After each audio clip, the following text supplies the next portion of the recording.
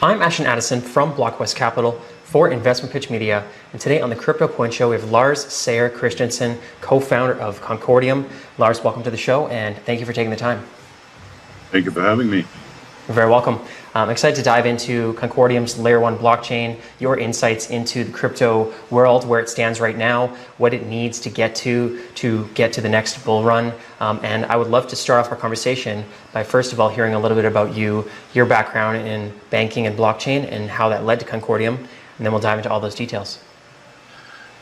Yeah, I spent most of my life in TradFi and founded a bank back in the early 90s, which was a very early adopter of the internet. So we brought out one of the first internet trading platforms in the world back in the day, late 90s. Obviously, once you've experienced some success with a transformative technology once, you can't help looking for the next one. And hence, I have been very interested in blockchain for quite a while. You know, I was made aware of Bitcoin quite early, maybe 2011, 2012, and followed the space since then, and become increasingly convinced about, particularly around what blockchain can add to many processes and many industries in terms of making processes safer, more securely anchored, better finality, better settlement. So for me, it's really the blockchain that interests me a lot, and what that can bring to the party, more so than the crypto speculation and that side of it. But of course, the two things are interconnected. Definitely, yeah. And seeing not just early days in crypto, but starting a bank as well. Like I see where you get that feeling where you want to. It's exciting to witness this innovation, but also you see that nothing is perfect in the way that it evolves. And I think that there's a lot of imperfections in the way that some of these blockchains are run, in setting them up to be poised for more mainstream adoption. And I'm guessing that you would have some criticisms or some constructive feedback on sort of the current heavy entities in the space and what might not be perfectly set out for the next stage of growth. Yeah, let's stay on the constructive side, because as you said, any new technology will take some time to find its place and its role, and to be fully developed. And I mean, the internet in the early to mid 90s was not a particularly well-developed space either, and there was a lot of similar problems there, actually, in terms of lack of general adoption, a lot of criticism, a lot of skepticism. Would this ever be meaningful in the economy? And had many discussions back then with other TradFi people, and that were heavily trying to convince me that I was wasting my time completely with the internet.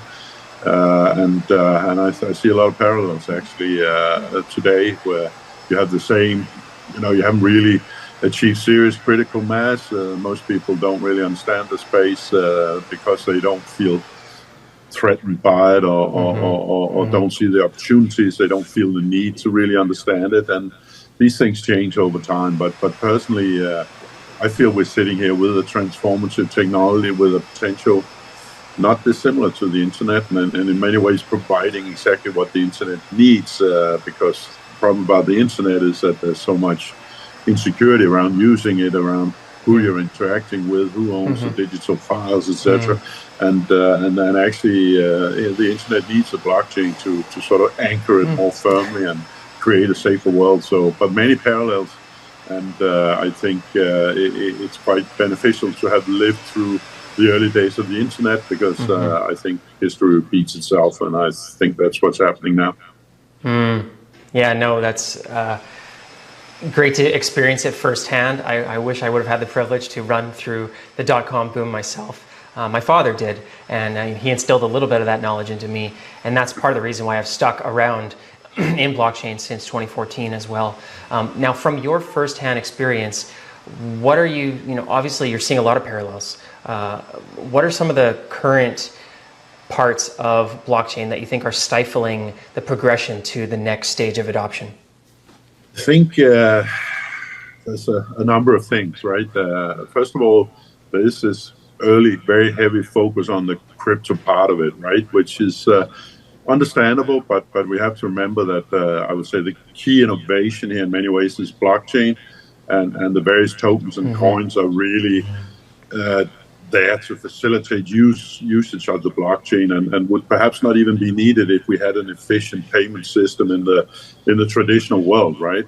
But because of the sort of lack of early adoption, which was exactly the same in the internet days, there wasn't a lot of interesting stuff happening there, and for several years. And because there hasn't been that much of real use cases, a lot of focus has gone to the crypto side of it, and hence you kind of put a little bit the cart in front of the horse, in my view, right? While that, on the other hand, has generated a lot of interest that maybe otherwise wouldn't have been there, I also think it maybe has moved too much of the focus away from the real offer that blockchain is to many processes. So it's kind of good and bad, because clearly the interest that has been generated in this space has largely been because of crypto and crypto speculation, and people being willing to invest in the promise of future developments of the technology. And without that, probably the interest would have been less. But it has also a little bit removed the focus from what is the real deal here, which is blockchain can do an awful lot to improve existing processes and support entirely new business models that we haven't really thought of yet, and in that sense, again, a number of parallels to early internet where, if you were a believer, it was very evident that a lot of stuff could be done much, much more efficiently via the internet than what we were used to. And same thing here, but obviously it's always a progression where there's some early, often very nerdy adopters that, take a liking to a new technology, maybe don't see the need to make it more approachable for the mainstream because they understand it. So if other people don't understand it, it's their problem. But at the end of the day, it becomes also the industry's problem if it's too complicated for mainstream adoption. And if you think back at the internet before we had browsers and before we had apps, that wasn't a fun place to be for the average guy, right? It was fun for the nerds, but mainstream adoption came when it became easier to interact with, and I think that's what we need to see, and to some extent are beginning to see in blockchain. The day that, just as we're talking now over the internet, but we don't even pay a millisecond of attention to that fact because it's so ingrained in just the utility of what we're actually using here. The day that people use blockchain to navigate safer, having greater confidence in who they're talking to, and then various assets that they transact in, but without having to think about the blockchain, that's when we will have arrived in many ways. When it's not front of your mind, but it's just something that provides utility and makes processes better. Yeah. And then, of course, there's an important point which I'm probably more focused on than most because I spent so many years in TradFi, and that is the role of regulation. I mean, if you look at the financial services industry back in the 60s, 70s, 80s, deep into the 90s, that was pretty much the Wild West. There wasn't much regulation. People could do whatever they want. And while that creates a certain freedom, it is also a hurdle to adoption because people simply don't dare to get involved, right? And once we then got regulation in particularly the UK in the mid-80s and the rest of Europe in the mid-90s and the US around year 2000, of course, that created a more difficult environment to navigate for many people. You needed to assign resources, you needed to respect the regulation, you needed to adopt it and integrate it, but you were rewarded, the people that wanted to go through that, with much more business because many more people were comfortable engaging and getting involved. And I think history repeats itself, and we're going to see the same here. So it is very important to get regulation clarified as much as possible. Hopefully not too onerous, hopefully not stifling innovation, but to have a clear rule set of what you can and what you cannot do is absolutely a precondition certainly for traditional finance to get involved, but also for most other industries, I think. Yeah, no, that's a great perspective, Lars, and I agree. And I'm curious on your thoughts on the parallel of the Wild West in the early days in banking and the Wild West of crypto, which was supposed to be a few years ago, but what we saw in 2022, with the failure of FTX and the lending companies, the earning companies, it seemed like there were some issues there on the compliance side that put a lot of people that have all their trust in blockchain and crypto in the hole. Do you think that the worst is over in terms of, how could it get worse than 2022? And through that process of fixing all those issues that happened last year, we'll come out with a regulatory framework that will ensure that won't happen again? Or what do you sort of think of that situation? Well, bizarrely, particularly FTX was actually an example of everything that's wrong with the existing system, because that was a centralized failure, right? There was a bunch of people that either didn't know what they were doing or had bad intentions or didn't know about risk management or what do I know. We'll figure out exactly what happened, but that was exactly a centralized problem, which is what we know from the traditional sector, right? And then an example of a failure in areas that we already know, where actually blockchain has potential to avoid those kind of failures. And we see that in many DeFi projects that actually don't have similar problems. So I think in a funny way, it's also a validation that this movement towards decentralization is in fact valid, That being said, of course, it's very easy to get tarred with a broad brush when there was something with crypto involved, and it's probably a finer point to say that what happened at FTX is exactly the same as happened with Lehman Brothers back in the day, right? Had not a lot to do with blockchain technology, just with poor risk management and poor governance and lack of regulation. But that's the fact that was the problem there, right? So when that happens, it kind of points in two directions. It points at the people that irresponsibly abuse perhaps a lack of regulation, but it also points to people that didn't come up with regulation in time so that these things could be avoided, right? Now, regulation necessarily must always be a little bit behind the curve. That's natural. You need to spot that something new is going on, then you need to understand it, then you need to take some input on it, and then you come up with suggestions for regulation legislation. Then you need the politicians to vote for it, and then you need to implement it. So it must always be somewhat behind the curve. It can't be any other way. So I think now we've seen the problems that can occur. We know some of the dangers of this, also of the ICO era, where a lot of people sort of got engaged on very thin grounds, if you will, and got hurt by it. So I think the time now has come for regulators to step up and do their bit, right? And I think in some jurisdictions you're seeing that. Switzerland has been looking at it for a long time. The MiCA legislation in the EU is a step in the right direction. I think the US situation is a little bit more confused, where it seems like you're more trying to fit these new models into old regulation, which is understandable. I mean, if you're called the Securities Exchange Commission, everything looks like a security, right? And if everything looks like a security and you already have securities laws, it's a natural thing to say, well, follow those laws, right? And in many ways, that's one way to deal with it.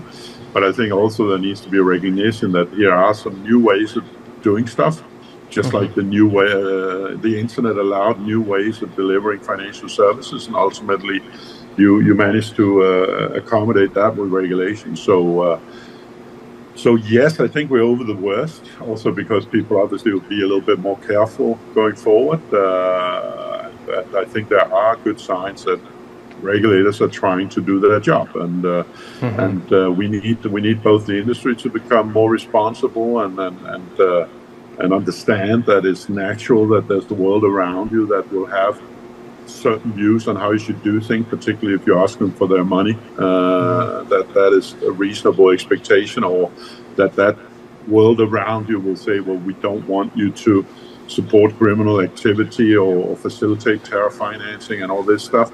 that is completely normal requirements from society around you, and you should accept that. And you should accept that anonymity is a problem. Privacy is not. That's a justified and reasonable requirement for many people, but anonymity and lack of accountability is a problem. And if you blindly support that, well, you can't expect regulators to take a very kind view of you, and you can't expect serious businesses to get involved. So there's a little bit to be done on the industry side. There's a bit to be done on the regulation side, and hopefully we'll come out in a place that allows for more mainstream adoption after that. Great perspective, Lars. And in terms of where does the onus lie for this, I'm curious on your thoughts into how much should the layer 1 blockchain at the protocol level itself be involved as a decentralized network that, as they say, no one's really running. It depends on which network and how much you dig into it. Should the protocol itself have certain enforcements around the privacy, anonymity, KYC, or the application level for dApps, or just to the exchanges, or all three, or a mixture?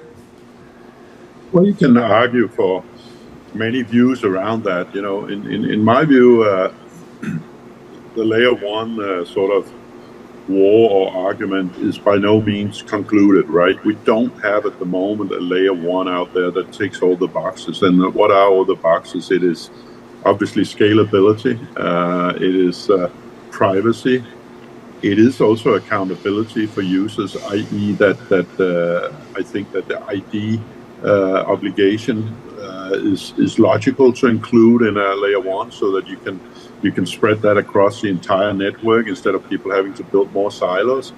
It's around finality, that things actually can't be rolled back. I think we're living a little bit in a fantasy world that blockchains are very secure. They're not. They can be rolled back if you get control of them, and therefore finality, that we don't discuss as much as we should, is very important. But scalability, privacy, finality, accountability, I think is things that naturally lies within a well-designed layer 1, because these are complex things to build. They are tech heavy, they're cryptography heavy if you want to get them right, and you can't expect the average sort of adapt to have to build this. So I think like we did with our own layer 1 Concordium, where we're trying to cover this sort of base foundation in order to allow people to then add their bells and whistles and things that are more obvious for the layer 2, your special use case, your special business model, your special offer. But I think you have an advantage if you can anchor in a blockchain that does most of the heavy lifting on the sort of the core things that go across all blockchains, and that to me is a problem that is not solved by the bigger networks out there at this point. We're trying to come up with a solution for it. One more thing is that fees cannot be as unpredictable as they are on many of these blockchains today, because you can't have a situation where you build a brilliant use case that was based on Ethereum fees 3 years ago, and now fees are a completely different place, and your business case is out the window, right? So also finding ways to deal with a predictability of fees, and preferably very stable fees, I think, are sort of key components with the other ones that I mentioned. And I think if you can build that into a layer 1, and in my view you can, why not? I mean, you're doing your layer 2 and your use cases a big favor by them not having to build it, and secondly, you're doing the whole space a favor by not creating the dependency on a whole bunch of layer 2s that actually just takes us back to where we came from. More things that can go wrong, more things that you have to check, more things that create points of failure. So as much as you can build sort of the basic solidity into the foundation, I think you should do it, and that's what we're trying to do at Concordium. I'd love to hear a little bit more on, I know that your team is focused on the compliance and on the identity side, how exactly you've implemented that with Concordium, and what you think the optimal path is for other layer 1s to take in terms of identity. I think ID is a core responsibility also, to avoid that everybody has to build it in siloed ways, so you have to repeat and repeat and repeat just as it is in, for example, the financial sector today. If my bank does an ID on you, and you then say, well, now I'd like to trade with another bank, that bank has to go through exactly the same process, which means enormous duplication of workloads, right? So why not try to deliver that in one go, right? So the ID, which is a pretty binary thing, right? Either you're Ashton or you're not, right? Either I'm Lars or I'm not. So that is something you can realistically build into a layer one, right? And you can do that in a decentralized way without sort of a centralized gatekeeper, and we've found ways to do that, which also means that you and I have the ability to, in any context, verify to each other that we are, in fact, the people that we claim to be, which I think is a big value and will only be more and more important with, AI and metaverses and various virtual environments where, part of the proposition actually is I want to be something that I'm not in everyday life, which is fine. But if we then inside that environment decide to do a piece of business or strike up a closer social relation or something, then you do need to sometimes know who you're dealing with. And I think that should be an optional function provided by infrastructure, not something that every single metaverse and every single use case has to build. So I think it's doable. KYC, on the other hand, is a million different things. ID is binary. Either you are or you're not. But KYC can be a million different things for a million different use cases, right? If you want to trade sophisticated derivatives on soybeans denominated in Japanese yen, well, I need to know something about you in order to offer that service. If, on the other hand, you want to be a member of the local paddle club or something, they might want to know that you live in the area or you know how to hold a racket, but it's a different kind of KYC. So for me, KYC is more a layer 2 responsibility, but the fundament of any KYC is, of course, that the person we're doing KYC is in fact the person that the person claims to be. So in that sense, I think KYC is more layer 2 responsibility because it's so different from use case to use case and application to application. But that doesn't stop that you can make that life easier by building, KYC containers that you can then populate with the questions you specifically need answers to, and easily integrate that, which is what some of the areas that we're looking at. But at the end of the day, if you want to, set up a business that sells used toys or used furniture or whatever, I can't predict what KYC you will feel is necessary or what a regulator might feel is necessary if you buy a very expensive piece of toy or furniture and a lot of money changes hands. So that's for the use case, but we will build some containers to make it simple for you to ask your necessary questions and convert them into a digital certificate that you can then link to the ID, right? But the actual formulation of those KYC questions, I think, is mostly up to the use case because they vary a lot from app to app, right? Very interesting, Lars. And looking towards the future, how do you see this playing out with layer ones trying to figure out what's the best way to comply? And it seems like they're like the SEC, for example, versus Coinbase, they were asking for more clarity on the regulation, and they just really didn't have an answer. And it's sort of like stifling the innovation on they don't know exactly what to do to get to the next level of adoption. How do you see this sort of playing out versus the protocols and the regulation in what needs to come first, and how can we get to that point of further mainstream adoption? I think that the obligation to provide clear regulation must necessarily lie with lawmakers and with regulators, right? So I think it is not reasonable that you say, well, how can I be compliant? And the regulators say, you find out, right? I mean, tell us how to be compliant, which is kind of the European approach. And then you should be compliant, right? I don't like the sort of approach where you say you figure it out or you take your own legal advice, etc., right? And I think the only reason that can be done is because you have this legacy regulatory environment where you're kind of saying, well, let's just fit it into that, and you must figure out how you comply, right? Now, you can't do that forever. If you have innovations and new technical ways of delivering something, you also need to update regulation, right? And I very much hope that will happen in as many jurisdictions as possible, right? And I think that is happening to a good extent in the EU, where I do think that MiCA is a decent first step in that direction, right? To clarifying a number of things, and I think overall that is a reflection of the EU being quite constructive towards blockchain and towards also using blockchain as a funding mechanism, because they are very aware, for example, that the whole SME sector is facing a lot of funding issues because the banking sector really wants the big clients. They're not that keen on funding small businesses, and I know for a fact that in the EU Commission a lot of people see blockchain as part of the solution to that within an organized regulatory environment. So in that sense, I think it's constructive and then on a good path as far as I can see. We're no standards of the imagination towards the end of that path, and we actually never will be. That's another misconception in this space, that if we could just get regulation, then everything will be clear and we can move on, right? That's not the way it works. Regulation continues because new things have developed, and regulators need a job too, so they will keep innovating regulation, if you will. So that's a never-ending process. So don't go around and dream that, once we get this clarity, then everything will be forever after like that. That's not how regulation works. So it's a continuous adjustment of regulation to the reality that is out there, right?